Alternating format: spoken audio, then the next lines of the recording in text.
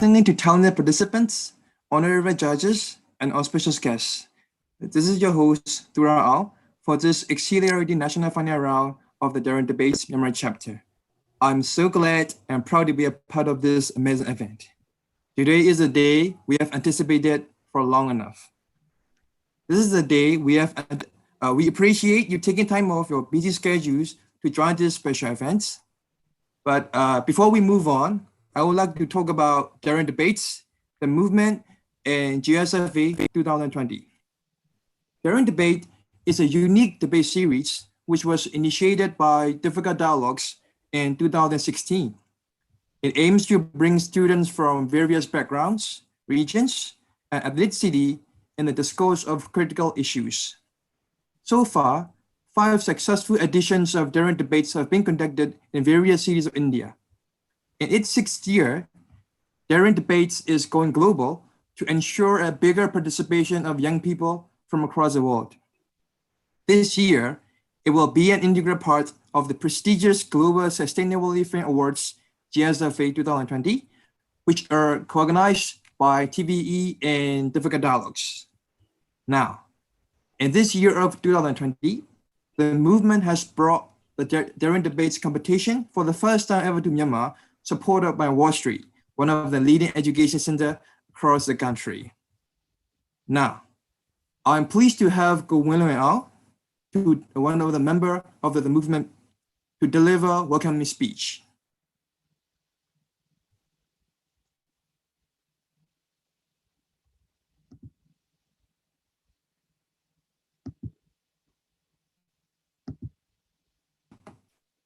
Go William Al, can you hear me?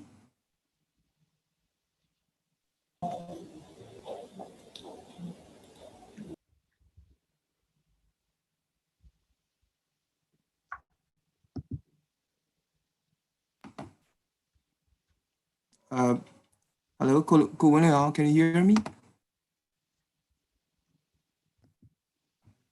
Sorry, I think he's having a technical problem. Okay. Yeah. Is Mate here? Sorry. No. Okay, so now if there are some technical errors from Go William's side, so I would like to invite one of them. I would like to invite one of the member from the movement to give a welcoming speech.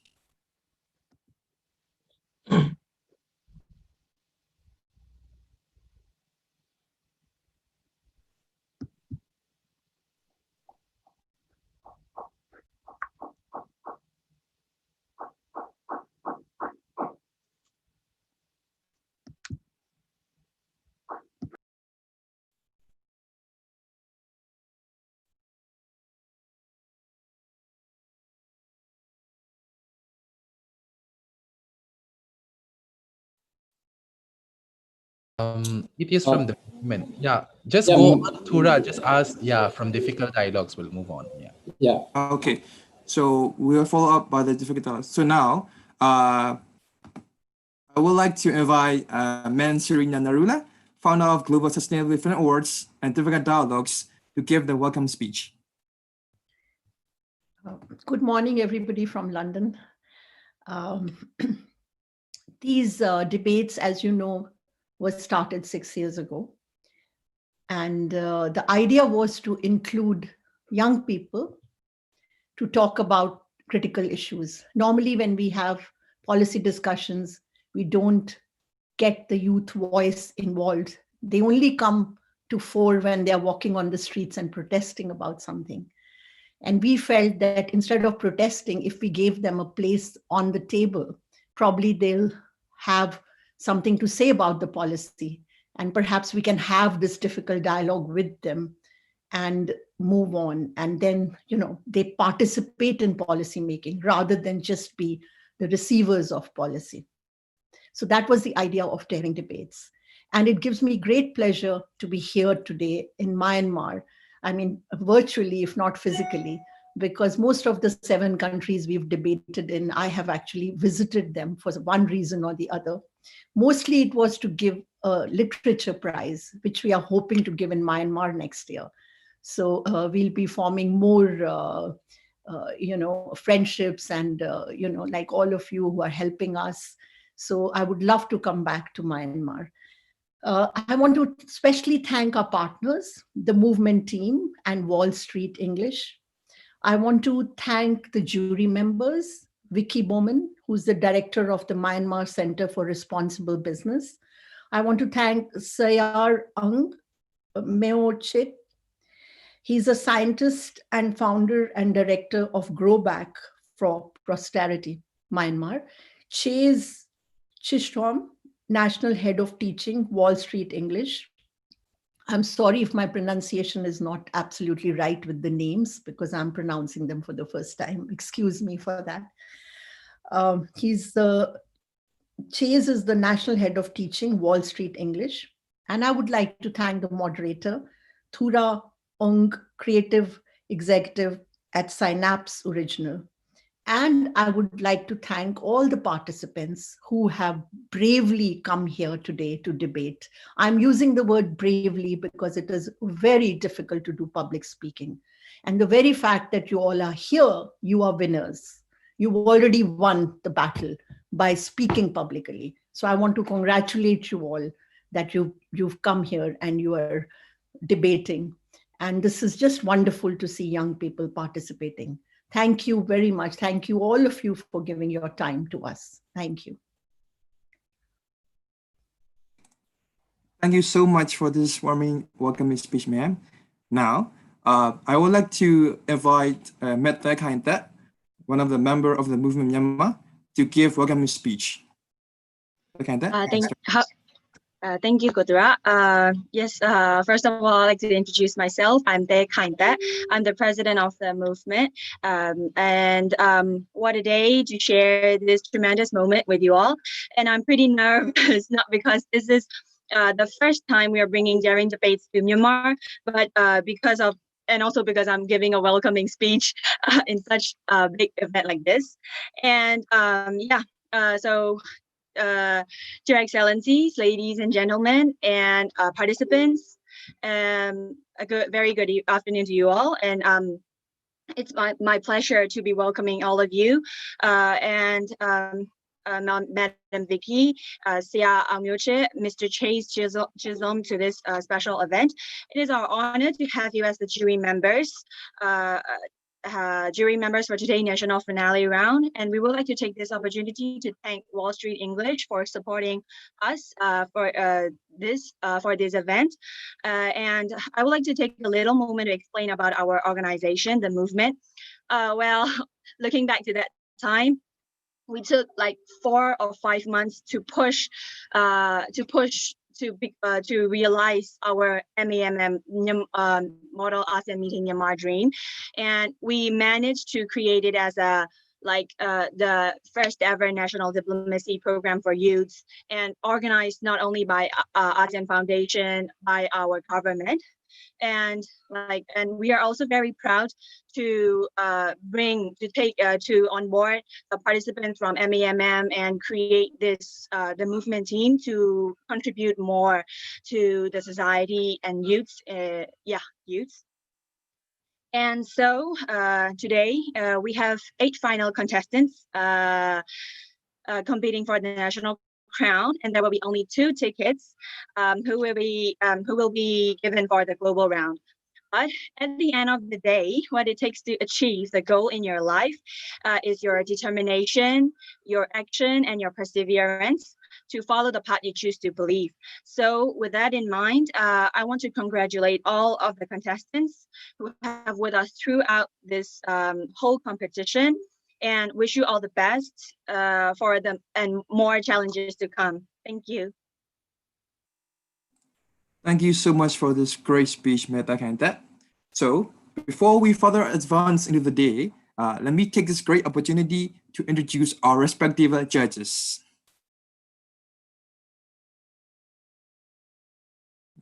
Madam Vicky Bowman, Director of Myanmar Center for Responsible Business, and Saya Amyuche, Founder and Director of Growback Prosperity, GPP, and Mr. Chase Zong, National Head of Teaching at Wall Street English. Now, I would like to request each of the honorable judges to please let us know the expectation from the participants. May we please start with you, Ma'am Viggy? Sure. Good afternoon, everybody. So I'm speaking today not from Kalor, where I was the judge for your first round, but from Taunji. And I'm very lucky. I came up here with my family, and the Millennium Center, which is a library, the Kamboza Library in Taunji, has lent me their room to do this judging. And as you can see, it's got an amazing wall of books behind me. And the Millennium Centers were started by the British Embassy, where I used to be the ambassador. And it was very much a initiative to help Myanmar people throughout the country who didn't have access to the facilities in Yangon to build their confidence in English, to access great books, and to meet people and talk in English and learn about different topics. So I think it's a great place for me to be sitting here waiting to judge the 8 participants.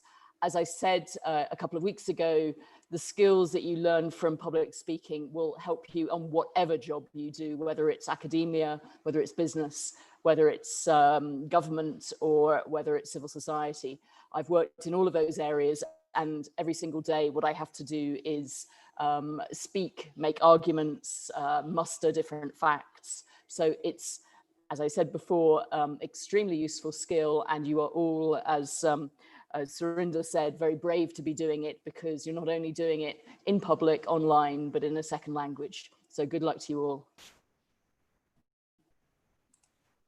Thank you so much, ma'am. Now, Saya Almuche, can you please let us know the expectation from the participants and what your thoughts about it here? Thank you, sir.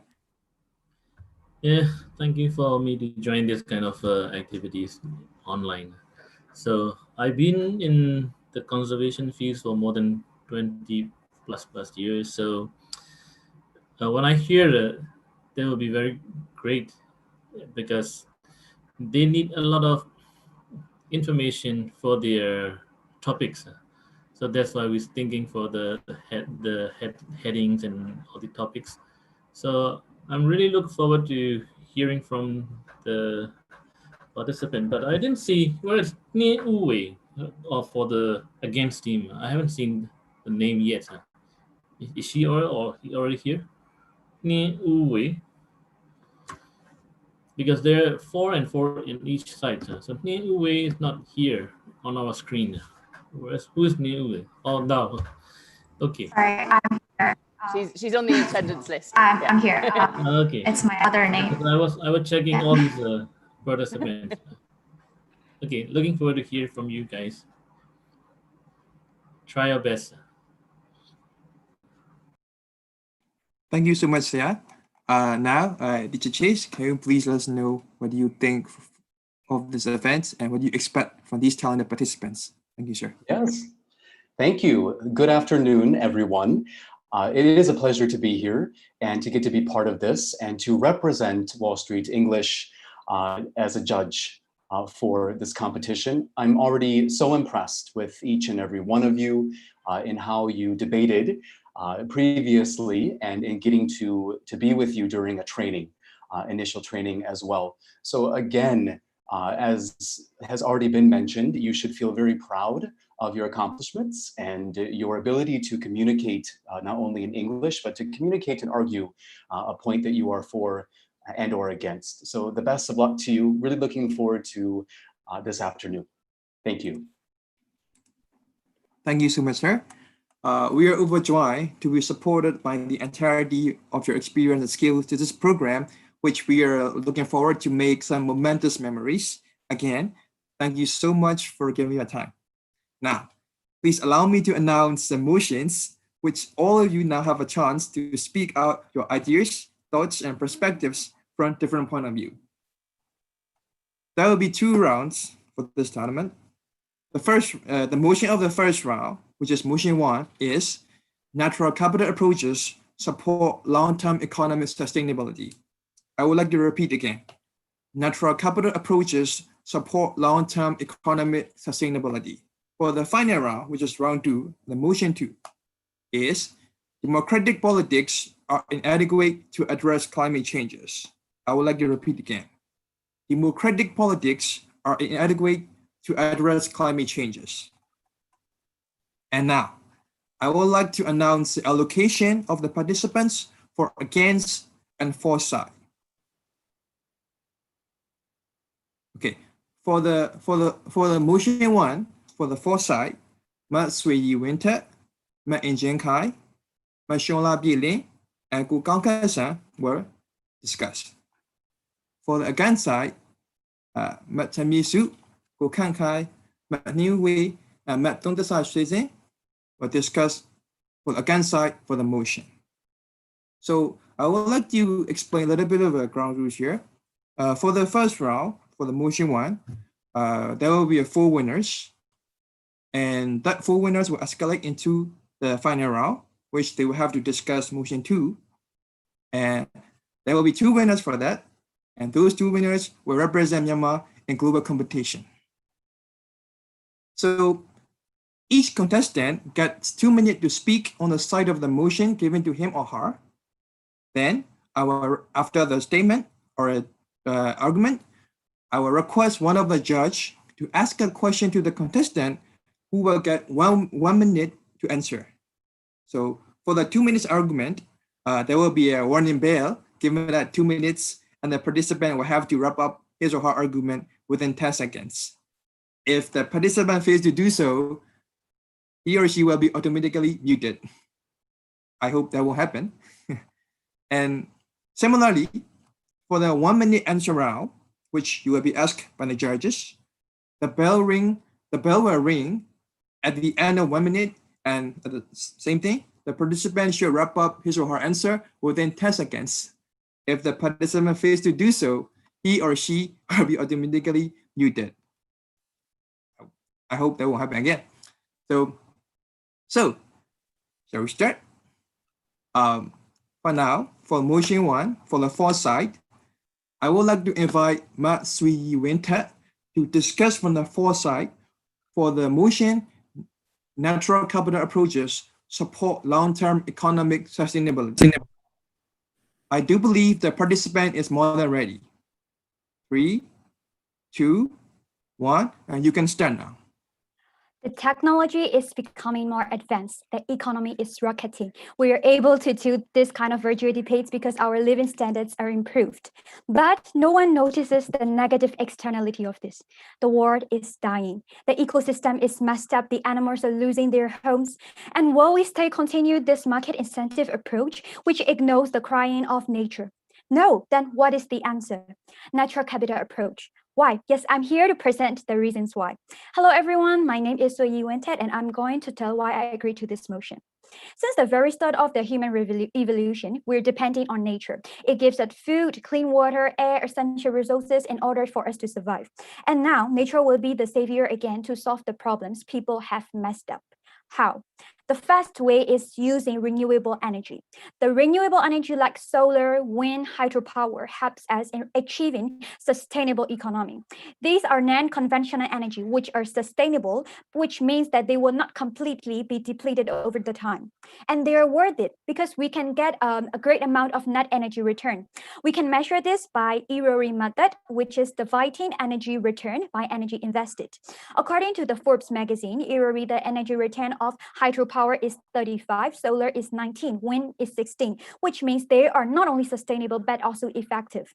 Most rich countries like Norway, Germany, Iceland are shifting towards the energy. For example, in Iceland, 100% of renewable energy is used in electricity, and the average GDP per capita is $50,000, which is almost the same as the United States. Not only in energy, but also in engineering economy, we can have natural capital approach. Like instead of concrete, we can use hempcrete, which reduces the level of carbon dioxide compared with normal concrete. Another way is using ecotourism. Not only this protects the environment, but also is a great strategy of sustainable economy. This is what we want, right? We want to save both the economy and ecosystem. So these examples improve the natural capital approach that our economy is still growing and without destroying our earth, then what are we waiting for? Thus, I strongly agree to the motion that natural capital approach support long-term economic sustainability. Thank you very much. Yep, thank you so much for the fruitful and insightful statement. Now, I would like to Ma'am Vicky, will you kindly ask a question for her statement, please? Okay, thank you very much, Maswei Wintet. You mentioned hydropower in your discussion of renewable energy, and it sounded as though that was the best. It was, I think, offered number 35 or 35 somethings. I couldn't quite understand the unit. But does hydropower not have a negative impact on natural capital? Yes, it does have impact, but you know, as we all know, we have to in order to solve the problems we have already messed up, we have to risk one thing. But with using, yes, it is true that using hydropower could have impacts, like it could destroy the ecosystems of the aquatic animals. But instead of using the most dangerous things, the hydropower has less harmful impacts to the environment. So we have to make a better choice. We have to make risks, but we have to choose the less risky way, and that is hydropower. Thank you very much. Thank you. Thank you so much. So now, I would like to invite Matt and Jane Kai to discuss the motion. Thank you. On the far side, thank you. Sorry, for the foresight, right? The same as the previous speaker. Hello? You need Chiam Yasu next, I think. Sorry. My dearest apology. I would like to invite my Chiam Yasu to discuss this topic from against side. My apology. Okay. Good afternoon, ladies and gentlemen. I'm Chen Yisu, and I'm speaking against the motion. Let me approach my standpoints from two perspectives. First, Myanmar's ability to well control the natural capital, and second, which will be a better way to support the long-term economic sustainability of our country rather than natural capital approaches. Firstly, in order to implement the natural capital approaches, we have to determine the stocks of the natural capital assets. I do appreciate the goodness of the natural capital approaches in developed country, but let's look at to our country's current situation. As we all know, we have severe conflicts and resource sharing between the union government and state government is still negotiating in our way to federalism. So my question here is it practical for our country to value and put price tag on the natural capital assets from each particular state, which are still negotiating for resource sharing of power? And my answer is kindly no. I don't think so. Natural capital approaches might be good and might have many advantages, but it is not practical to practice in our country because the resource sharing issue is still negotiating and it will take many years to implement it. And if we apply natural capital approach here, it may take much more years. So, and my second standpoint here is rather than using natural capital approaches, we should focus more on Myanmar's Sustainable Development Plan 2030 to attain the long-term economic sustainability. We should focus more on Myanmar's Sustainable Development Plan of Goal 2 and Strategy 2 and its sub-strategies. It is the plan that the government of Myanmar is already approved as the key strategies to support our long-term economic sustainabilities by supporting the micro and macroeconomic. And I do believe that it is one of the best. So in order to conclude my speech, first, national capital approach is not practical for our country because of our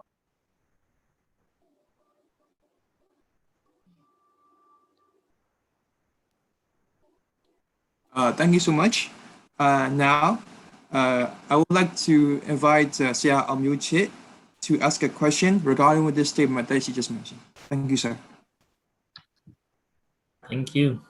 So, very good point. You have national capital approaches and our sustainable goals for Myanmar. So, how can you think of these two? So you said very against for the national capital approach. So do you still believe our sustainable Myanmar 2013 will really good for the country? How do you feel after you studied it? Thank you so much for your question. And I do believe that Myanmar's Sustainable Development Plan, and I do believe that it will achieve by 2030 because not only our government, but also the civil society organizations and with the hub of international organizations and international government, we are trying to implementing and we are trying to fulfill our goal by 2030. And we have short-term, mid-term, and long-term plans, and all the short-term plans are nearly fulfilled, nearly about 60% after the announcing the plan for 2 years. So I do believe that we could achieve it by 2030, and I do believe by Myanmar Sustainable Development Plan. Thank you. Thank you so much for the answer. It is really informative. So now, I would like to invite Matt and Jane Kai to discuss from the foresight for the motion. Thank you. Good afternoon, everyone. My name is Injin Kai, and I will be speaking for the motion. 1, 2, 3. For a long time, we have taken our natural resources and assets for granted, like soil, air, water, and all living resources. But now, living in the 21st century, we are depleting natural resources faster than they can replenish them. And for that, disastrous consequences like starvation, poverty, resource scarcity, and climate change await us. Countries around the world were all concerned with their economic growth and GDP. But this very economic growth is at risk when we use our natural capital to such a degree that they cannot sustain themselves. For long-term economic sustainability, we need to put value on the natural capital literally and financially. That means we have to put the price tag on all our natural resources. And we have to support natural capital approaches. Natural capital approach identify and quantify natural resources and ecosystem goods and manage our economy by making reasonable decisions upon them. Simply put, natural capital approach makes business and companies take good care of the natural resources like forests, which provide us furniture and coal, and putting what nature provides for business on the balance sheet. And unless we go for the natural capital approach, we could face the same economic collapse like North Atlantic cod fishery in 1950s, which depleted the northern cod biomass to 1% and subsequently causes people to be out of job. And research shows that low-income countries, especially like Myanmar, depends on the natural capital for 47% of our wealth. For countries like ours, natural capital approach makes sure our resources are not removed from our environment faster than it could sustain and would help the economies in longer term. We have to sustain our natural resources. We do not have the fancy opportunity to sell them in order to sustain,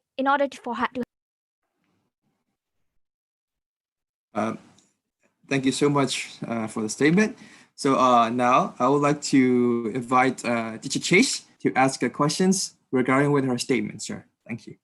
Yes, thank you very much. And thank you for that answer there as well. It was brought up earlier today, this concept of resource sharing and how in different areas of Myanmar, that could be a point of conflict. So I'm wondering, you're saying that we should put a value to these natural resources, correct? But I'm wondering, do you feel that the potential unrest that this could cause in certain areas in Myanmar is something that outweighs the benefits of putting value on these resources?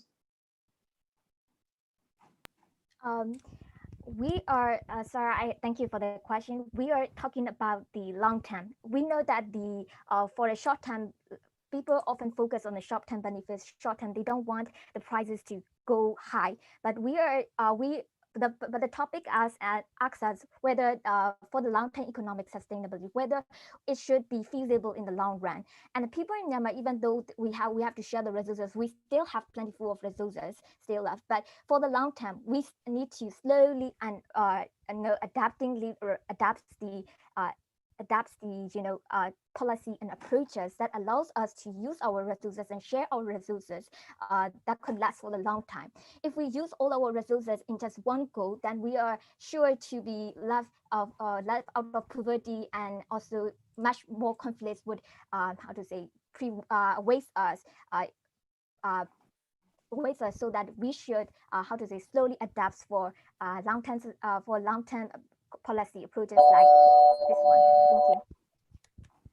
Thank you so much for the great answer, Matt and Jinkai. Thank you so much, Teacher Chase, for asking the questions. Now, I would like to invite Kokan Kai to discuss the aforementioned motions for the against side. Thank you. You can start now. Greetings, my name is Kankai. I'll be speaking against the notion natural capital approaches support long-term economic sustainability. Keywords in discussing natural capital are trade-off and equal value, and this is precisely where the argument that natural capital support long-term economic sustainability falls apart. Technological advancements are why natural capital approaches do not support long-term economic sustainability. Technology improves the efficiency of resource usage and the substitution of more productive man-made capital for natural capital. Thus, by implementing natural capital approaches, not only would it hurt future economic sustainability, but also hamper the technology used to promote efficiency. Another reason is the problem of trade-off. The fact that manufactured capital can substitute for natural capital as long as both types of capital combined does not decrease, leads to a scenario in which clear-cutting the Amazon forest can be viewed as sustainable as long as future generations were left with an equal value of roads and buildings. Thus, implementation of natural capital approach would instead lead to higher exploitation of the environment and increased confusion in future economies. Finally, the third reason is the uncertainty faced, as there is no definite conclusion about the role which natural environments play in supporting and sustaining economic systems.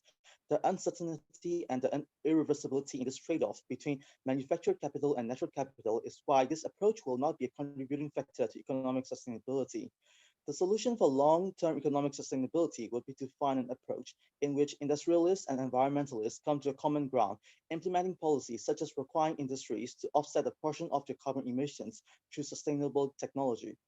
Only when industry and nature can coexist will the human civilization be able to propel forward towards the future. And natural capital approaches nothing but serves as a wedge between them by hampering innovation, sowing the confusion, and increasing uncertainty. With this, allow me to conclude my statement, and thank you very much. Thank you so much for the statement, Kokan Kai. Now, ma'am Vicky, will you kindly ask questions regarding with the statement, ma'am? Thank you. Thank you, Kokan Kai. So your argument was that technological solutions will allow us to ignore the value of natural capital. One of the most damaging economic sectors is mining, which makes a huge amount of use of natural capital, and both in terms of natural resources that it exploits, but also that it impacts. So could you tell me how technology and technological approaches could make mining better? Thank you, Madam Vicky, for your question. So yes, mining is one of the most damaging aspects of economy in recent years, and so if you look at the amount of pollution produced in China and Australia during the extraction of ore and iron ore and copper and wire and such, you can see there is a data chart provided by the World Bank and also the World Economic I think it's the World Economic Sustainability Association, which observes the amount of gases produced during this production. And if you look at the years before 1990s and compare it to the release of gases in this recent age, you can find that there is quite a drop in the amount of gases released as far as 45%. So this comes during the technical innovation age of the 21st century, in which new technologies have been applied and new extraction methods such as filtering and more responsible mining has been done. And I think that's where mining has been sustainable. Thank you very much.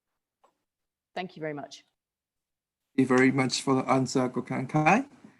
Now, I would like to invite Matt Shonlap to discuss the formation motion from the foresight. You may 3, 2, 1. You may start now.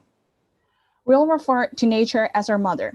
Mother Nature gives birth to what we call natural resources. Because of these, we can survive and we can thrive. In today's world, where survival is not a single factor anymore, we need to build sustainability in many aspects. Ladies and gentlemen, today I'm going to propose the motion. I'll stand for the motion that natural capital approaches support long-term economic sustainability. Green investment, sustainability, carbon sequestrations, all these fancy terms are becoming popular in today's world. They all share the same aim, our will to control climate change. If we take a look at the 2019 UNDP National Environment Policy in Myanmar, number 3 policy says like this: environmental and natural resource management will recognize the critical roles that Myanmar natural capital and ecosystem services play in the country's society and economy. By taking a look at this, we can know that the optimal solution for economic sustainability can be said as the use of natural capital. So how exactly does the natural capital support the long-term sustainability of economics? 1. Natural capital approaches enable comparison of changes in decision-making. 2. It focuses on both stocks of natural resources and the flow of benefits. Number 3. It focuses on changes in the future, not on past performance. Because measures for sustainability has to consider the big picture, I believe natural capital approaches can fit for the long-term sustainability of the economy. If we think of economics and man-made capital, we can imagine all the stock shares, investments, and all other things. We can clearly see that this man-made capital doesn't concern the sustainability of economy at all. Myanmar's a developing country. We need to build economic growth in order to increase our GDP. In addition to that, the COVID-19 crisis has also interrupted both the local and global economies.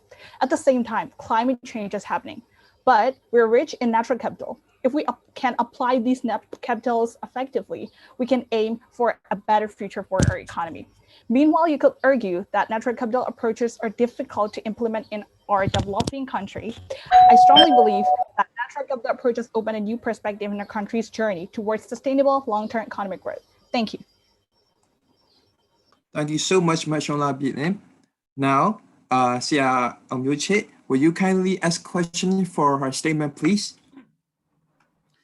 So I clearly see that you're very strong for this national capital. Can you give me 1 or 2 examples compare with our country? Where we can start? I think because of our country's natural capital resources are very flourished, we are very blessed with all these natural capitals.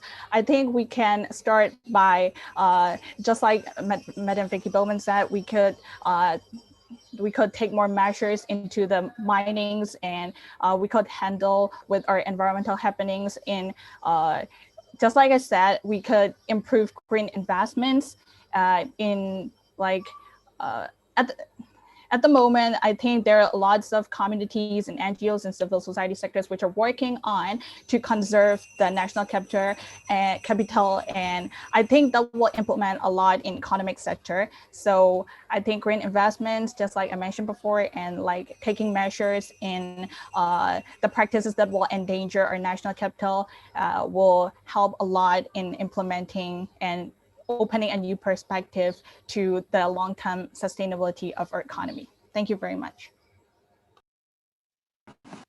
Thank you so much for answering Mashonla Bitlim, and thank you so much for asking the questions. Yeah.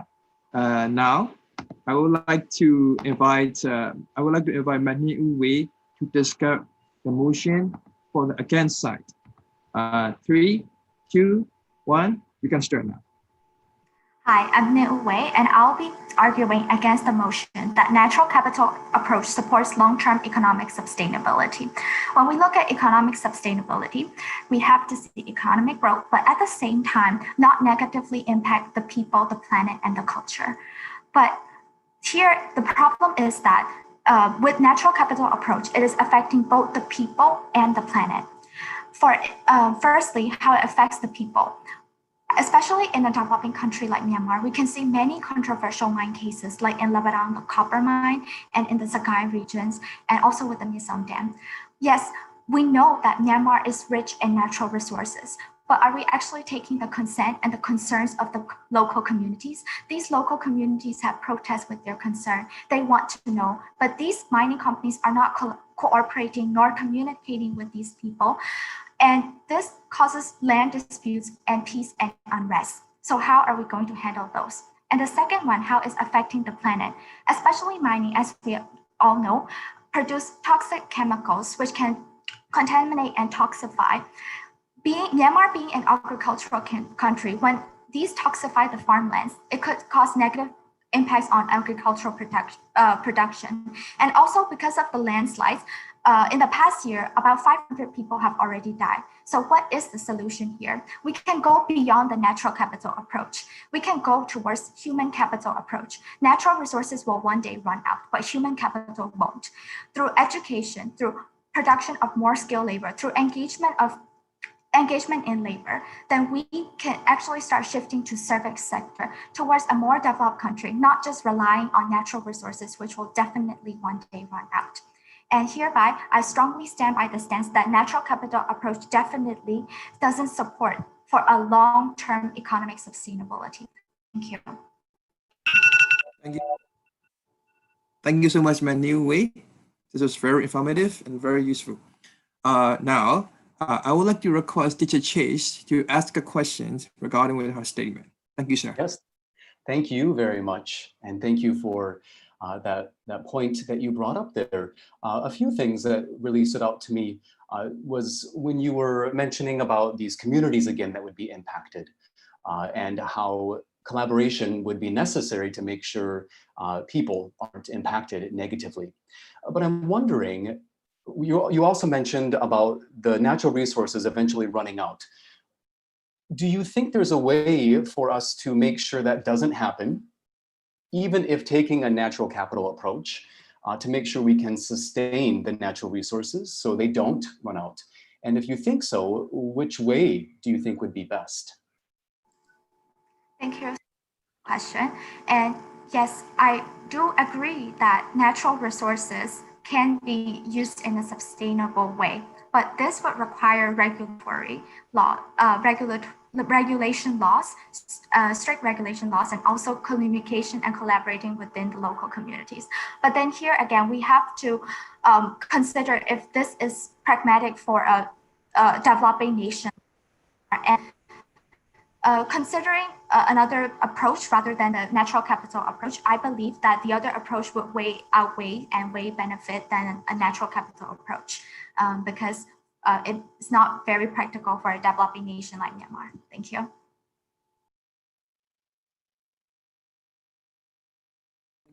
Thank you so much for the answer, and thank you so much to Chase for asking the question. Now, I would like to invite Gu Gangkan-san to discuss the motion from the fourth side. 3, 2, 1, you can start now. Honorable judges, organizers, and participants, thank you all for being here. I'm hereby standing for the aforementioned motion. Well, what I like to say is the valued things are hard to be destroyed. Natural capital approaches value natural environment and include these values in the goods and services we humans consume. Some even calculated natural capital's value in financial terms. Street trees in California provide $1 billion per year by absorbing carbon dioxide level in the air. Mexico's mangrove forests provide an annual $70 billion to the economy through supporting coastal fishing communities. Well, we have that same concept in economics stating that inputs are always limited. And not valuing the natural inputs, we are going to the problems in the long term because population is expected to grow even higher and the consumptions are expected to grow even bigger. And for example, Coca-Cola, the world's largest beverage producer, is criticized in India for using large amounts of water resources in its operations and dehydrating the region. And it has to rebuild the water infrastructure in these regions. And also in Myanmar, we have national capital approaches have been implemented. Myanmar had plans to link Bangkok, its neighboring country, through the way with high-speed railways and roads. But seeing the maps created using natural capital's invest schemes, that they recognize that habitats and natural habitats and biodiversity species. So the WWF, World Wildlife Fund, encouraged the Myanmar to the infrastructure should include tunnels and viaducts to make sure that the wildlife, the biodiversity species are still left intact. So I would like to say the value things are hard to be destroyed, and they will be really, really beneficial for us in the long term and for long-term economic stability. Thank you very much. Thank you so much, Gokagwan-san. Now, Mayor Vicky, will you kindly ask a question for his statement, please? Thank you. Thank you, Kokankan-san. So you were very clear about the need to put value on things, but putting a value on things means putting a price on things. And example, water currently is not priced in Myanmar, but a natural capital approach would involve pricing it. Is that a good idea? What impact is that going to have on the people of Myanmar if you price water? Our country, Myanmar, is well known for its lifeblood river, Irrawaddy. And many people are living around the Irrawaddy River. They have to depend on the Irrawaddy River so much. So, like, if we price something about water, like if we give a little awareness about them, then there will be, I think, a lot of positive impacts on the people living around the Irrawaddy regions and many other rivers and streams, and they will become recognized about the value of the things that are surrounding them, because we are overusing the natural resources. We don't realize how much we are wasting it. But if governments or somehow NGO organizations have put a price on them, then we will get valuable. We will know they are valuable, so we will not waste them so much. And certain policies should also be set in order to not to let people waste them so much, and there will be punishments or something like that, so that our country will be able to stand in long-term economics. Thank you very much. Thank you very much, Gokagwan, for your answer, and thank you very much, Mayor Vicky, for asking the questions to him. It is very overwhelming and exciting to know the different perspectives and thoughts upon this kind of motion, which is quite heavy. Okay. Now, I would like to invite Maton Shui to discuss the affirmation motions from the against side. 3, 2, 1, you can start now. Good afternoon, ladies and gentlemen. Firstly, may I wish to say Minglaba. First of all, this is Don, who is going to stand from the against side by standing from the side that natural capital approaches do not support long-term economic sustainability of the nations. Because we know that nature is priceless, but we can't rely on the economic sustainability on on natural capital because of some reasons. This, by relying natural capital approaches, we are against the future we want. We are against that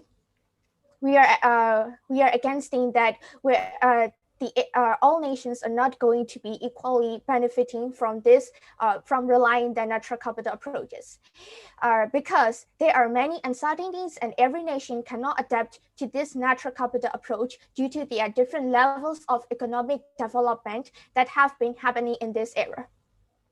There are certain reasons. The first one is that in every nation, we have many different interest groups, and it is not okay to set the same level of natural capital approach in every nation. And indeed, cooperation and constructive sharing of information are really needed in setting this natural capital approach. But this is not practical enough to set the strategies for these to leverage the different interest groups. Secondly, it is really uncertainty, and the countries couldn't rely on these natural capital approaches for their economic sustainability. We don't know how long this natural capital approach is going to take, and then there are also huge uncertainties on how much is biodiversity worth intrinsically. So values can go differ by each regions, showing that we can't rely on this natural capital approach. That's why I'm strongly saying that our natural capital approaches to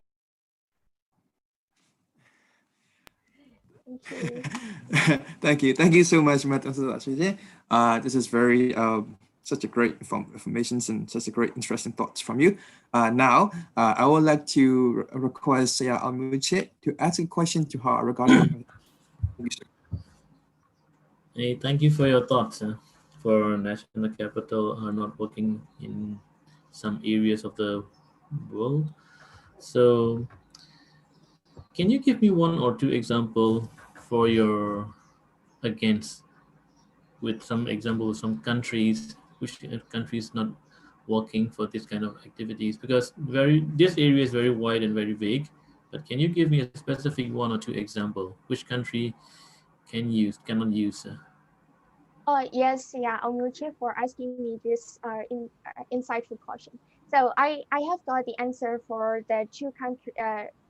This natural capital approach is very difficult to set up because only the United Kingdom, they are the only country that is implementing this natural capital approach, because there are many strategies. We don't have any specific monetization method to determine this natural resources what does this value, and moreover it is also very difficult to set interchangeable values. That's why only United Kingdom is afford to do this natural capital approach, and other developing, since we have 42 least developed countries and 137 countries which are still in developing stage, it is very difficult for us to set this natural capital approach for every country. That's why it is against in that the future we want, and it is against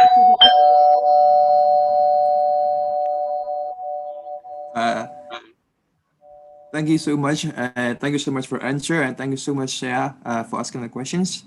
Now, all the participants for the motion one has been very exciting, and their informations and their thoughts, the perspectives are really fruitful and give us the new fresh perspective upon us.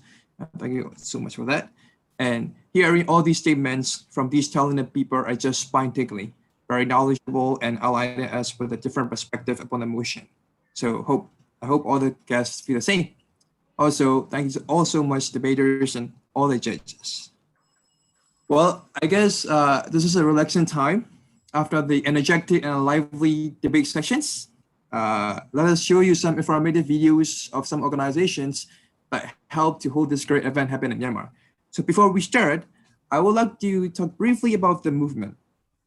The movement was founded by the Committee of the Modern LCM Media Myanmar 2020 and its participants. They are the group of young talents who are aiming to create a movement in the positive change process of Myanmar, and those by their intelligence, knowledge, great capability, and their proficiency. Speaking of proficiency, if you're looking for a place to improve your English next level, I'm pretty sure that Oyster English is your destination. Also, I would like to talk a little bit about Difficult Dialogues.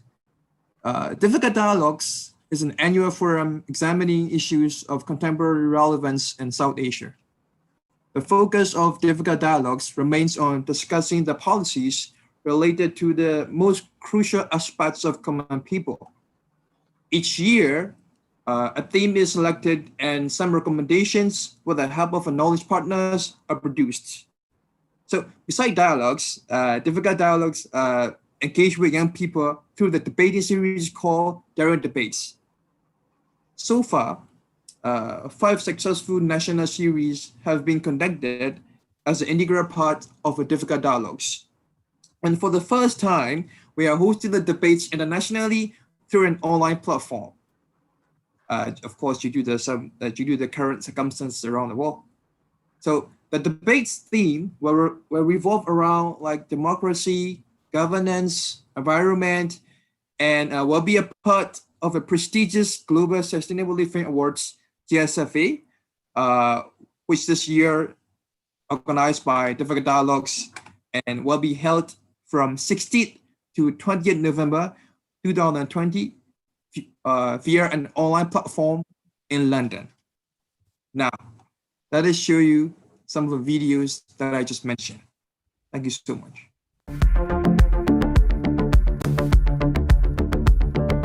Hi, my name is Richard. I'm the Director of Programs here at the American Center in New Delhi. We're delighted to be working today with Difficult Dialogues to bring this debate. It's a part of me, daring debates. And I'm one of those who have dared to debate the patriarchy, the construct that we live in.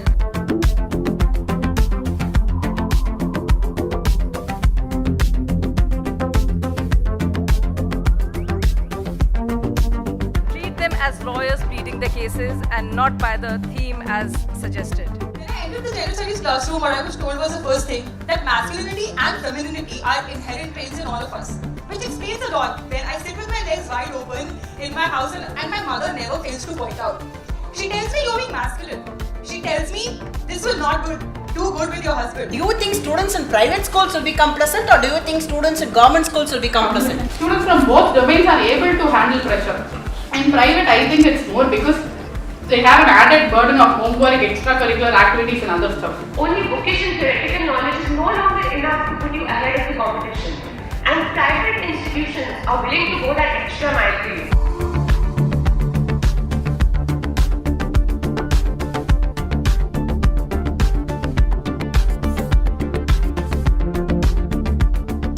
I was just so really impressed and overwhelmed by the depth and clarity of your understanding. Are you going bald? Huh? No, you're getting fatter and your hair doesn't realize it needs to cover more face. Okay.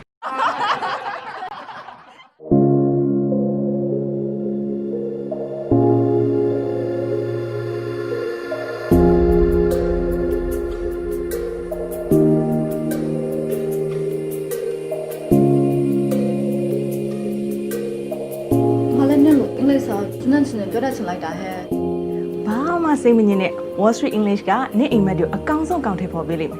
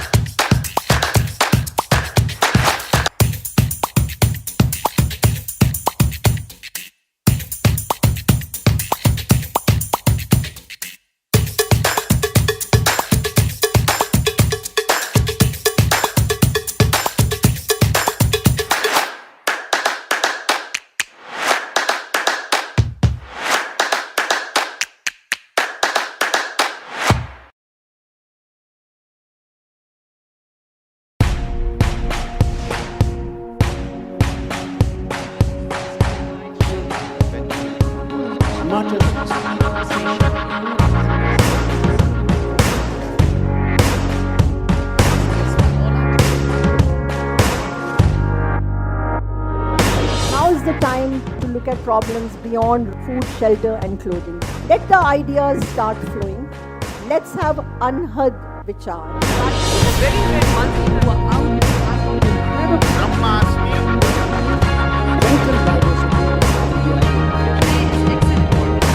I've realized that the Me Too movement comes from deep trauma. As a woman director, when my crew talks to me in a certain way, I know they're talking to me like that because I'm a woman.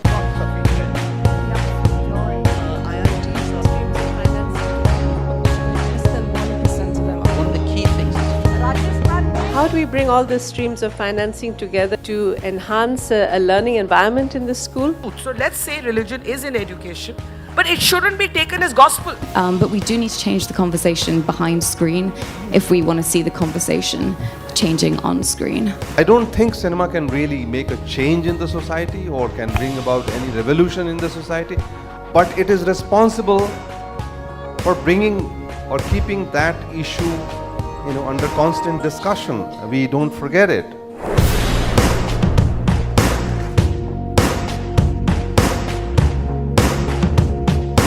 It is not that these issues are not being responded to. They are being responded to. There is enormous action. A dialogue that should not get over here. This is an important dialogue. This needs to continue amongst the people in the communities.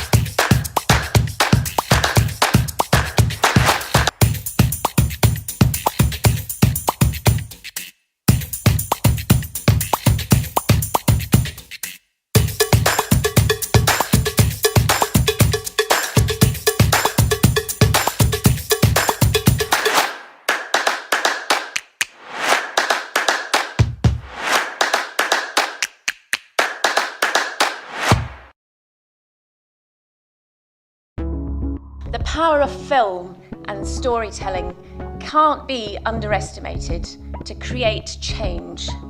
But the challenge is big.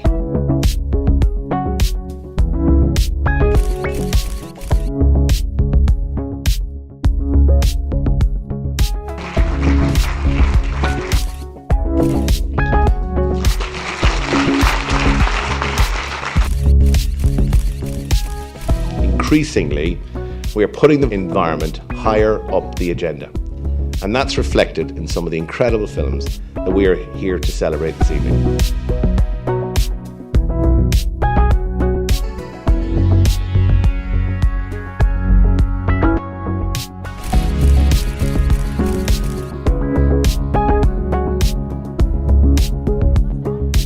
I fundamentally believe that film has a hugely important role to play in helping people understand and engage and be inspired to act about the huge environmental challenges that are facing our planet.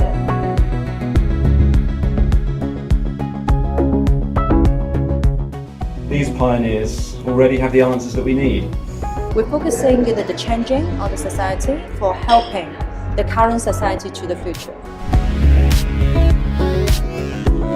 When we started the Global Sustainability Film Awards, the idea was not just to do corporate social responsibility outside of the company, but also to change things within.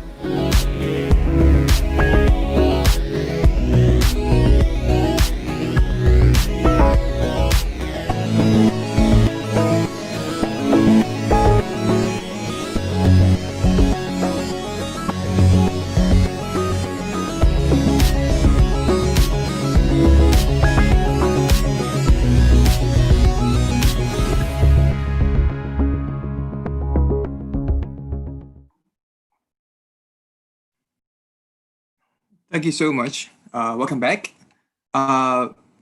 Dear participants and guests, I now have a list of winners for this round in my hand.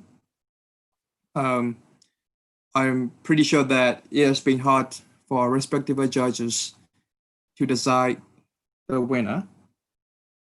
As I have mentioned, there will be 4 winners, which is 2 winners from each side for the first round.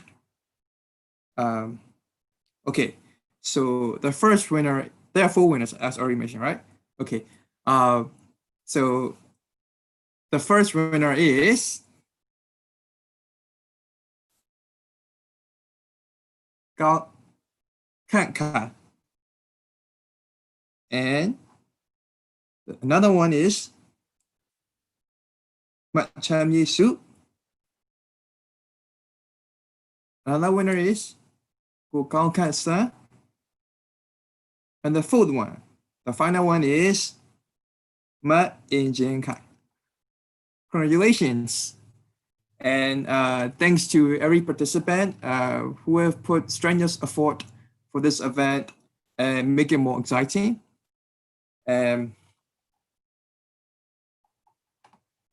Congratulations again.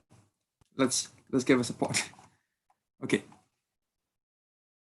Now I would like to give some glance about the foresight and against side.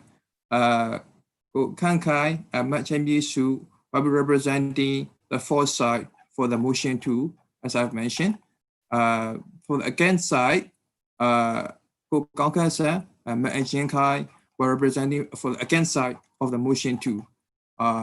If you, I would like to take this great opportunity to again announce the motion 2, which is because it's a little bit long and stuff like that. So the motion for the final round is democratic politics is inadequate to address climate change. I would like to repeat again. Democratic politics is inadequate to address climate change. So I think just going back to the previous round, it was very overwhelming, and some of the statement that all the participants have made is really incredible. And now we have winners, and those 2 winners. Now we have 4 winners from the first round. So from these 4 winners, we will select 2 winners in this final round who will represent Myanmar in the global round of daring debates. Now, I would like to invite Ko Cao Kan-san to discuss the motion 2 for the foresight. 3, 2, 1. You can start now. I'm sorry, I'm for the side, right? Yeah, you're from the foresight. Yep. Okay. Can we start the starter again because I asked the question? Sorry. Okay. 3, 2, 1. You can start. Okay, honorable judges, participants, and organizers, thank you all for being here again. I'm here by standing for the affirmation motion. What I like to say is synergy and democracy are the best solutions to handle climate change. Well, it is difficult to handle the climate change with current democratic politics, and several evidences can prove this. Climate change is a global issue, and we don't have a genuine jurisdiction that can determine what countries are certainly accountable for what kind of impacts they have done to the environment. And because we can clearly pinpoint out the cause and effects of climate change, people are less aware about it. And according to National Oceanic and Atmospheric Administration's 2016 report, only 40% of US voters says that they are very concerned about the climate change. So these are the problems we're facing. And to make things better, we need collective action, which we call synergy in democratic politics. South Asian countries are well known for their agricultural sectors, and they emit the third highest level of methane in the world. Well, we should consider making a public company for those farmers in those regions. We could get help from technicians and scientists to instruct them eco-friendly agricultural practices, and it will be much easier for us to monitor those farmers. Well, in terms of public awareness, I I think the script writers and the movie producers and should include their imagination about climate change into the movies they create, and the governments should also subsidize those movies so that they are motivated to create those movies. And when the public see it frequently, then we will get awareness about the climate change and the effects of the climate change. So that's why I would like to say the current democratic policies are not enough, but with synergy, we can solve all those problems. Thank you. Thank you so much for a statement, Kokangwasa. Now, I would like to invite Teacher Chase to ask a question regarding his statement. Thank you. Yes, thank you very much. You mentioned a percentage of, I think, US voters and related that to, I guess, having a concern about climate change. I'm wondering how you think this democratic process or democratic politics could get more people involved. How could it help educate and motivate more people to take action and to change their behavior in an effort to address climate change? And yes, that's an interesting question. And to answer the question, I would like to bring about the fact I've already mentioned that we have seen a lot of science fiction films these years.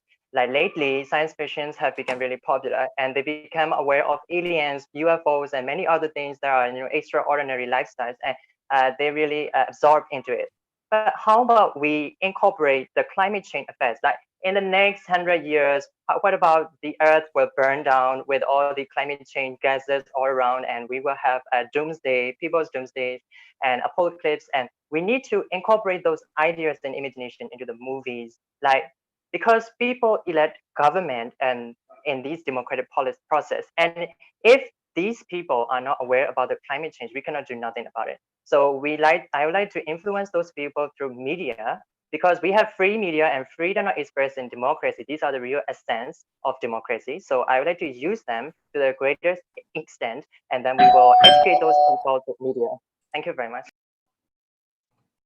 Thank you so much for your answer, and thank you, Teacher Chase, for asking the question. Now, I would like to invite Go Kan Kai to discuss the motion 2 from the against side. Thank you. 2, 1, you can start. Greetings, my name is Kankai and I'll be speaking against the motion, democratic politics is inadequate to address climate change. Climate change has been the focus of the public for some time, and some have even called for changing of political systems to effectively address it. Although forsaking democracy to combat climate change sounds like a good idea, it does not prove to be a long-lasting solution. Considering the adaptability and evolution of species to the surroundings, we'll definitely have more time to address climate change in contrast to the apocalyptic predictions by environmental advocates. And there is no doubt democracy is a political system which can address climate change in the long run. The first reason why democratic politics is adequate is accountability. By utilizing a system which uses democracy, the right to hold those in power to answer for their actions is a right every citizen possesses. This deters politicians from acting out of the given powers and allows for representation of public interest varying across different time periods. Another reason is the presence of a small government, meaning that government does not have the power to deeply interfere with the lives of its citizens in application of policies, preventing transition of governance from democratic to autocratic rule. The last reason is ability to freely express ideas and have protected freedom of speech. This is one of the most important factors, as humans use constructive knowledge to come up with new ideas based on previous experiences, and the presence of freedom of speech serves as a breeding ground for it. By utilizing democratic politics, accountability, stability, and innovation comes to effect, which plays a key role in countries coming up with policies to combat climate change. Democracy itself is based upon the biggest strength of humanity, freedom, and we should preserve it at all costs in leading the fight against climate change. With this, allow me to end my statement, and thank you very much. Thank you so much, Kokakai. Now, I would like to request Amyuche to ask a question. Thank you, sir. Thank you. So my question to you is, are you believe in climate change? Yes, sir. I believe in climate change.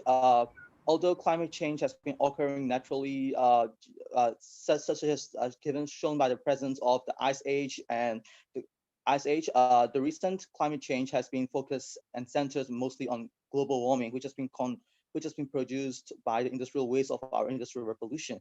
And therefore, I believe climate change is a reality and it should be addressed. However, necessary steps should be taken so that it does not hurt the economy or social benefits and social welfare of the people to make it sustainable in the long run and be productive for the future generations. Thank you very much. Thank you so much, Go Kankai and Sia, for this contribution. Now, I would like to invite Matt In Jin Kai to discuss the motion 2 from the fourth side. 3, 2, 1, you can start now. Matt In Jin, you're still muted. Can I start again? I'm sorry. Sure, it's fine. I will be speaking for the motion, right? For the motion. Yeah, for the full motion, yeah. Thank you.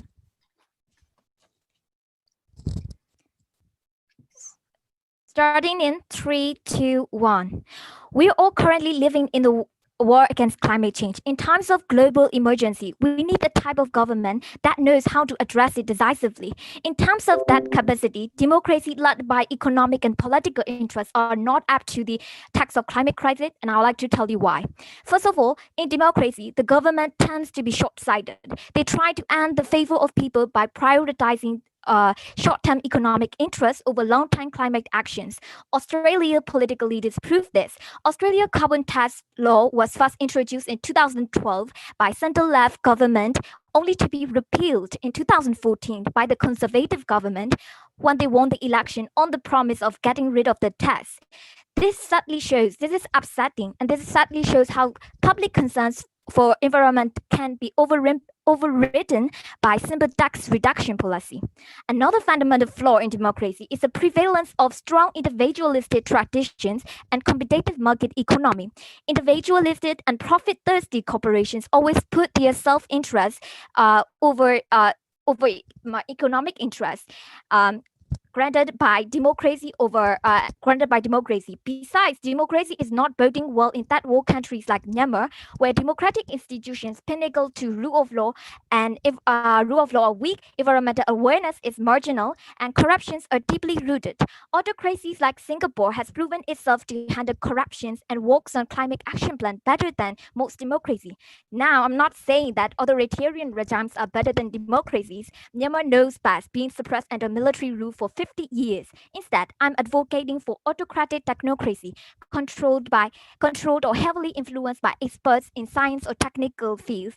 Rather than lay politicians, technocrats have the sufficient skills and professionalism to counter climate change. We need experts to lead, like in this COVID-19 pandemic period. For example, in Australia, some decision-making power has been delegated to medical scientific experts. So we should adopt autocratic technocracy, where power is best exerted by those who do not seek power. Thank you so much, Manjika, for the very interjective and powerful presentation of the statement. Now, I would like to request Ma'am Vicky to ask the questions regarding with her statement. Thank you, ma'am. Thank you, Injin Kind. So that was a very strong argument for autocratic technocracy. But there are some democracies which are addressing climate change effectively. I'm thinking, for example, ones in Scandinavia. Why do you think they are managing to address climate change effectively, even though they are democracies? I'm by no means saying that democracies are not better than autocracies, but yes, democracies rank high in the economic production index. They have only democracies with low corruption, like Scandinavian nations, are proven to be handling better in climate action plans. But that does not mean that they are also bringing progressive improvement in reducing and mitigating climate emission.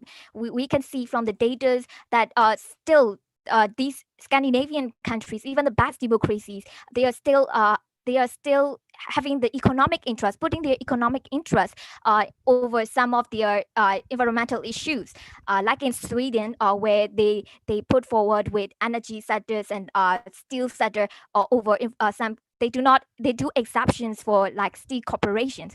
So we need autocratic technocracy where environmental concerns are put in put in higher priority than economic interest, because it is. Thank you very much. Thank you very much. Thank you so much for your answer, and thank you so much, Maviki, for asking that question. Now, I would like to invite Matt Cham Yi Su motion from the against side. 3, 2, 1, you may start. Good afternoon, ladies and gentlemen. I'm Chen Yisu, and I'm speaking against for the motion. Let me explain my standpoints from two perspectives. First, about the world order, and second, Myanmar's situation. Firstly, the world order has been liberal democratic order led by United States of America since the collapse of the Soviet Union. Since then, the role of international institutions like United Nations has been making attempts to cooperate for the climate action at global level. So there is no doubt that even if some of the non-democratic countries are tackling the climate change, but it is under the liberal democratic world order. Now, let's look at our country's situation. Our country has been officially under democratic transition since the 2010 general election.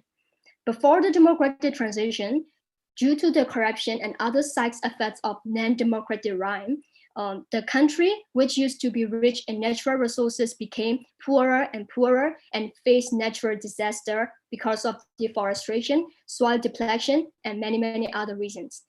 After 3 years of democratic transition in 2013, Myanmar Climate Change Action Alliance Program was designated, and this state-led environmental governance has brought climate actions effectively to our country, and the people in our country became more educated about climate action than ever before. Moreover, under the democratic transition and escape from individualizing, climate actions for our country has been accelerated annually as remarked by World Bank in 2019.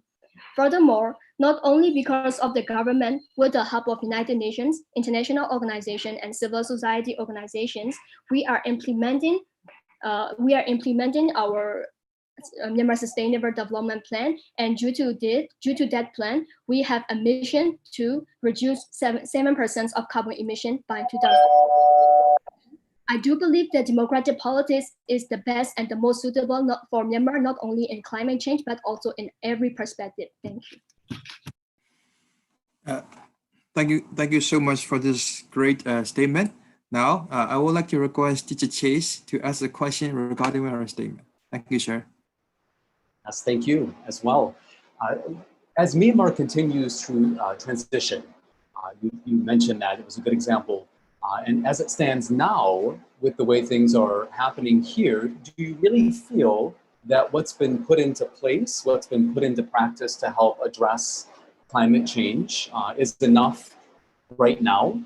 Is it adequate enough right now? And then if not, or if you can at least touch on a way that it's not, how can it improve even more? I do believe that our current government situation is too adequate for our climate change in its own situation. Because as everyone knows, we have our civil conflicts, our democratic index is not very strong as other countries. So our acceleration under our government is just adequate for our country.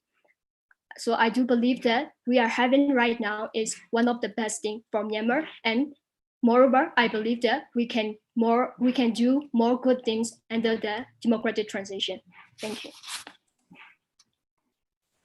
Thank you. Sorry, my apology. Thank you so much for answering. Thank you to Chase for asking this question. Okay, so after the thrilling debate sections again, we would like to again give you some relaxing vibe with some of the videos.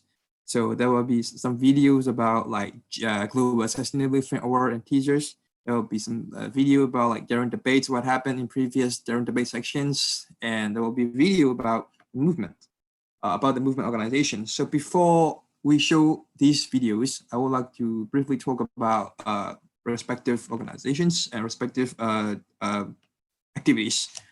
So let's start with the if you're like film enthusiast, And you can also register for the GSF 2020.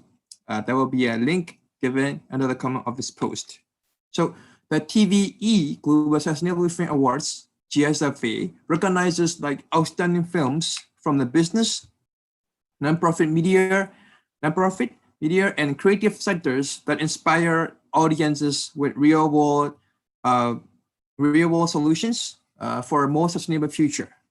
Because film is a powerful tool for raising public awareness, shifting public opinion, and inspiring action. And the GSFA seeks to promote effective, credible, solution-oriented storytelling about environmental and sustainability issues. So as I've mentioned, there will be some video about like previous Daring debates. So I would like to talk about Daring debate for a while as well. So Daring debate is an initiative to promote students' participation in the overall process of policy ideation and formation, and to ensure that their opinions reach various stakeholders in the government. So Daring debate is actually a part of Difficult Dialogue Summit.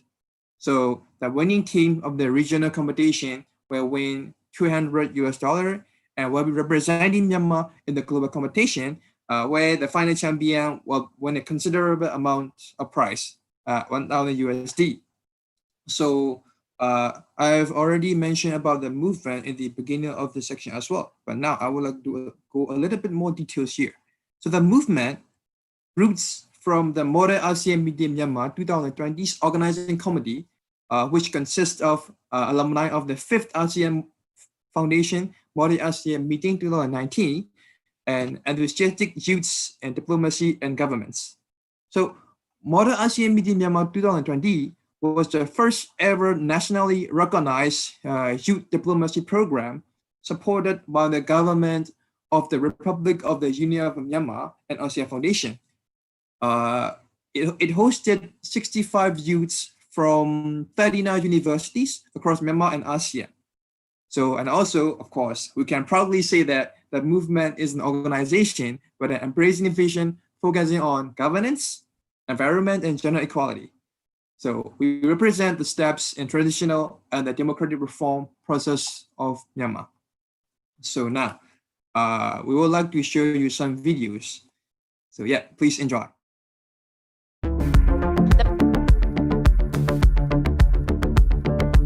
Hi, my name is Richard. I'm the Director of Programs here at the American Center in New Delhi. We're delighted to be working today with Difficult Dialogues to bring this debate. It's a part of me, daring debates.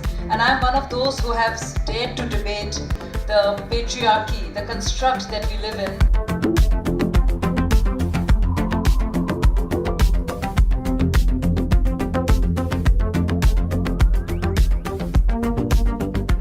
As lawyers pleading the cases and not by the theme as suggested. When I entered the gender studies classroom, what I was told was the first thing, that masculinity and femininity are inherent traits in all of us, which explains a lot. When I sit with my legs wide open in my house and my mother never fails to point out.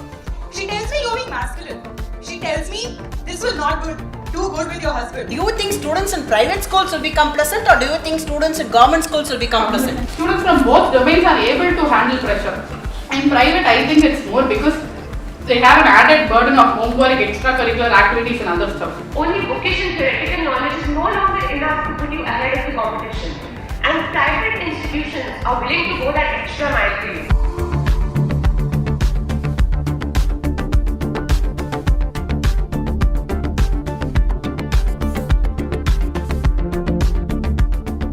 I was just so really impressed and overwhelmed by the depth and clarity of your understanding.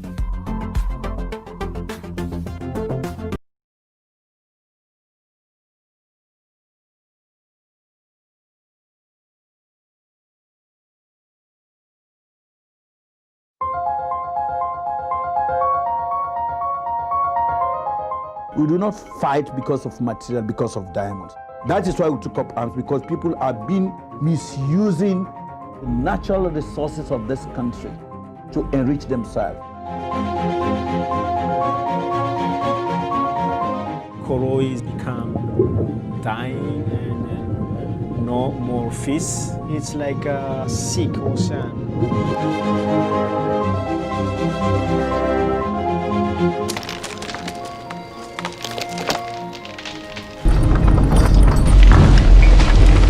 90% of fisheries globally are already fully exploited. There can't be a happy ending until we all Wake up to the rhythm of disruption, worldwide eruptions because we're sick of the corruption.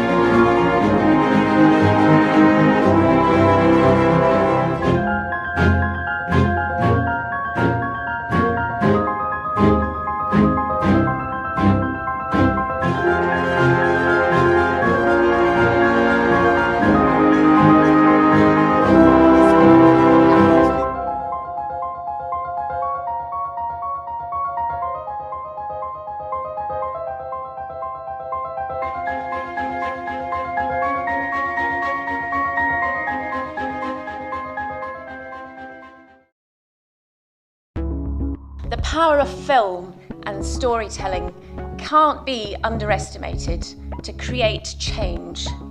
But the challenge is big.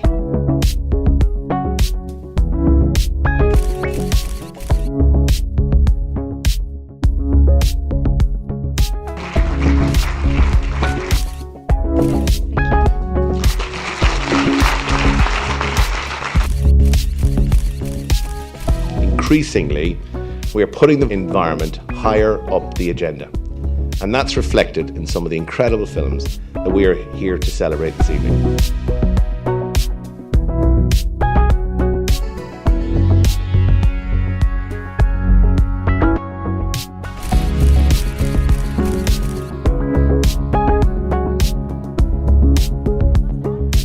I fundamentally believe that film has a hugely important role to play in helping people understand and engage and be inspired to act about the huge environmental challenges that are facing our planet.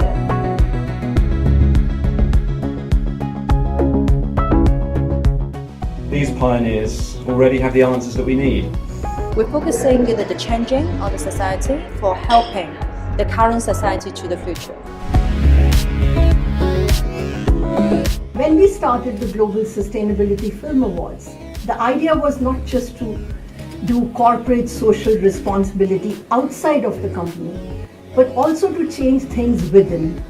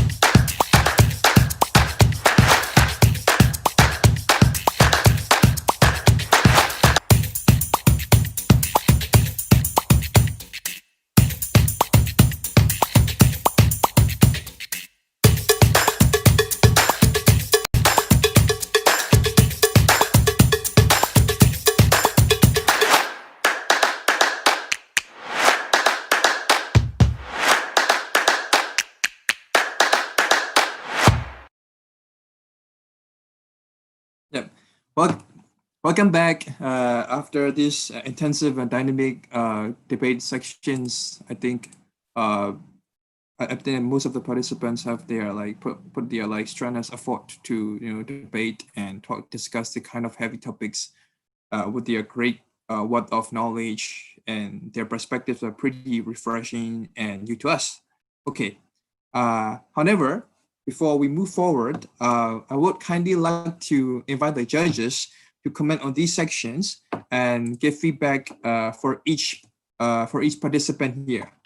So, Sia Almuchi, can we start with you, sir? Thank you. Honestly, this is a very hard decision for me because everyone's very good. So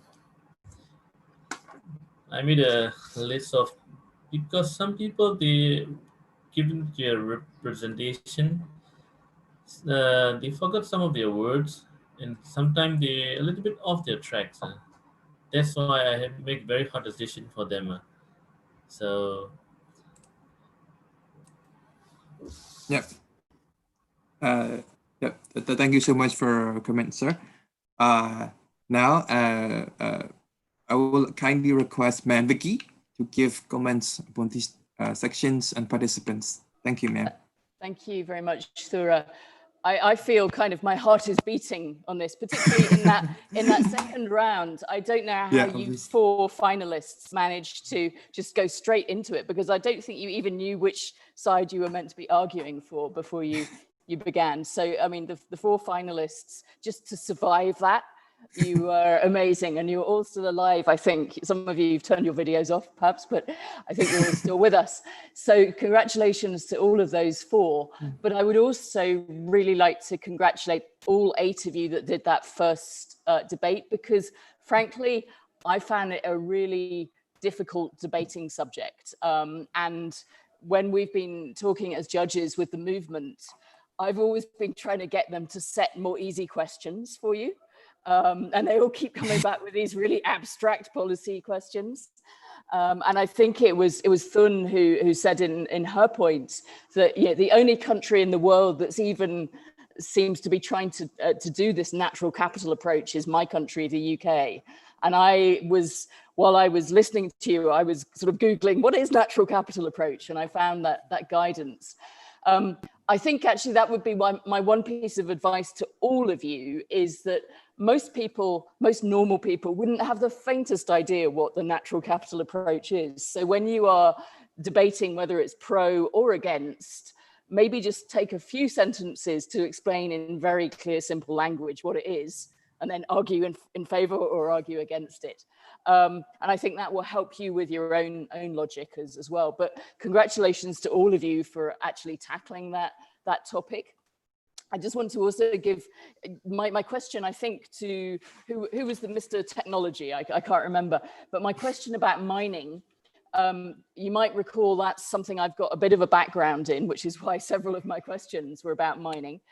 What I was looking for on that technology question is some of the interesting things which are now being done with technology to go back to old mines and extract more metal, because there are better technologies around, chemical or even with biological methods to get more metals out of ores, providing the price is right, of course. So these questions of pricing and what technology you can use are intimately connected, because if the price of metal is very, very cheap because every country is just letting people take it, then you won't have people who want to invest in that technology. So pricing is very important for getting a more technological approach. Anyway, I will pass over to Chase at this point, but just to say, I admire all of you for surviving this. Well done, all of you. Thank you so much, Ma'am Vicky, for a comment. Now, I would like to request Chase to give comments on the sections. Thank you, sir. Yes, and thank you. Again, such an honor to get to be part of this overall greatness today, to represent Wall Street English. We love getting to be part of these events because we do know, everyone here knows that English is essential, debate skills are essential for your future career paths. So I think you have some excitement ahead of you. I'm truly impressed with your presentations today.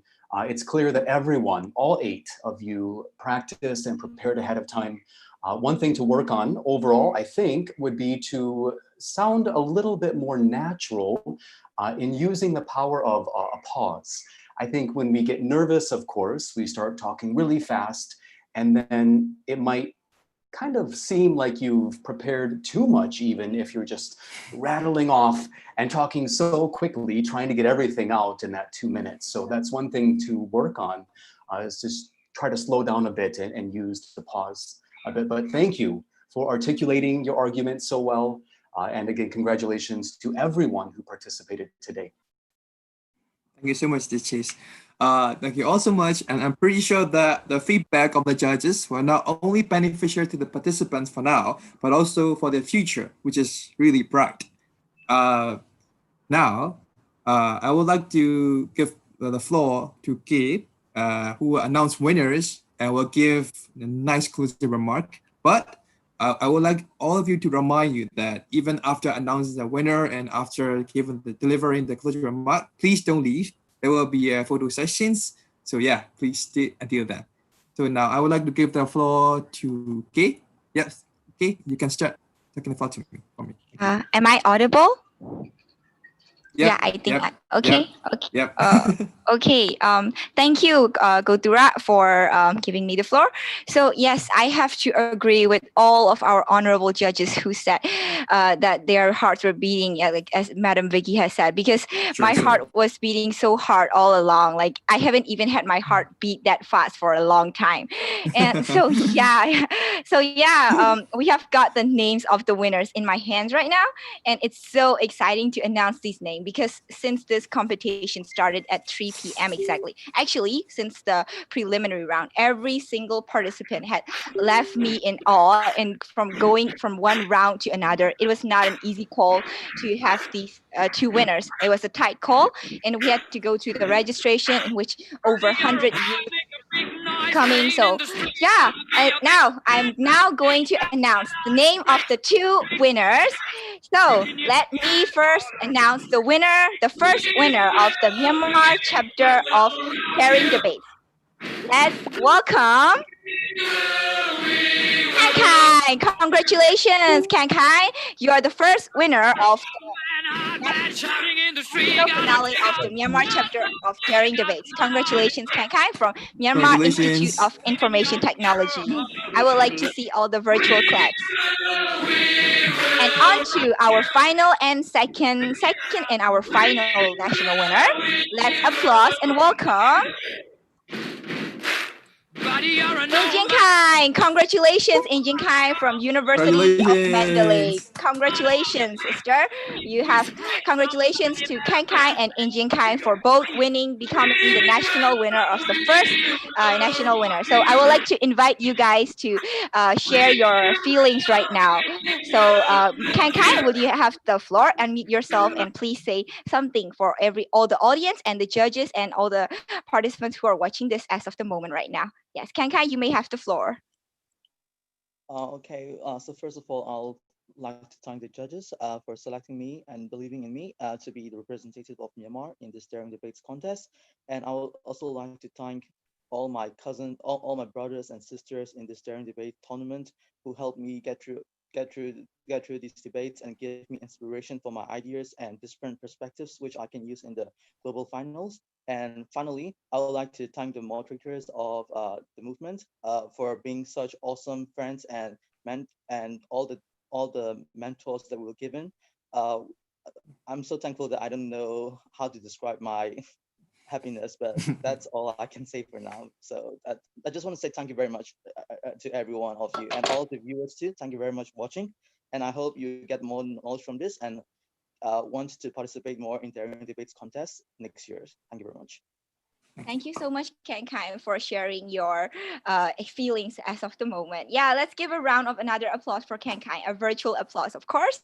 And Injin Kai, I would like to invite you to share your experience and feelings to become the first, to become the winner of this competition. You can unmute yourself. Well, this competition drives me crazy. I mean, like every time when the announcement for winners are called for, I was always called for the last in the later part, and it was like driving me crazy. This was my first debate competition, and I was really nervous. People who were watching the video might notice my hands are always shaking like this, but yes, excitement got over me, and I was very happy and thrilled the entire time. I was talking and talking because I like arguing so much that I think yes, debate really goes well with me, and I am going to use all the ideas from the participants here. Thank you very much for becoming a very good, how to say, a team, like opponents for me, and make me learn a lot more from you. I will try to, how to say, represent Myanmar in the international stage as best as I can, and I promise I won't let you down, I guess. Thank you very much. Thank you. Thank you, Injin Kai, for your touching speech. Yeah, it made me really smile. Yeah, so congratulations once again, Injin Kai and Ken Kai, for becoming the first ever two winners of the Myanmar chapter of Daring Debates and to represent in the global finale of Daring Debates that will be on the 16th of November. So now, after announcing the winners, I would like to give thanking remarks on behalf of the organizing committee. So first of all, I would like to give my appreciation to our honorable judges, Madam Vicky Bowman, Sia Aumyuche, Teacher Chase, who have been sparing their precious time to come and give advice on the motions, to listen to their voices of these amazing youths, and then using their time to decide on these participants and give feedbacks on to how they can improve them. Very thank you to all the honorable our judges and our jury. And then I would also like to thank Difficult Dialogues and TVE to be initiating this daring debates and becoming this daring debates, making this daring debates happen, and becoming for us to be able to become the partner of for us to become to host the Myanmar chapter of Daring Debates this year in 2020. So thank you, Difficult Dialogues and TVE. And I would also want to thank Wall Street English, who have supported to the Myanmar chapter of Daring Debates with their inputs. And yes, it's thank you so much, Wall Street English. And I would also give my appreciation to our trainers, Jordani Wen, Chidawin Mintu, and Go Nyling Camp for helping our participants, giving an insightful training to supplement their knowledge and giving their time to prepare the curriculum input for them to be able to prepare well for these motions. Thank you so much, trainers. And yes, of course, and I would like to thank you to all the participants, starting from the youths who have taken an interest to register for the Myanmar chapter of Daring Debate since we started the registration call on online. There were over 100 youths, so we would like to thank all those youths. And then yes, and only 16 participants were chosen to become in this preliminary round. Without you guys, this daring debates wouldn't have happened. So thank you so much. And yes, last but not least, a shout out to all my colleagues who have been working day and night and even midnight, of course, to bring the this Myanmar chapter of Daring Debates alive. And yeah, work it out well. Shout out to all my beloved, and yeah, heart for you too. And oh yes, Go Dura. Thank you so much, Go Dura, for hosting this Myanmar chapter of Daring Debates. You did really an amazing, and it was thank you to have you in it. I'm so speechless, and my heart is beating so fast, like right now, just as I said. So yes, thank you so much, and love you all. Hearts. So I would kindly request all the participants, all the judges to open the video so that we could take a nice, beautiful photo.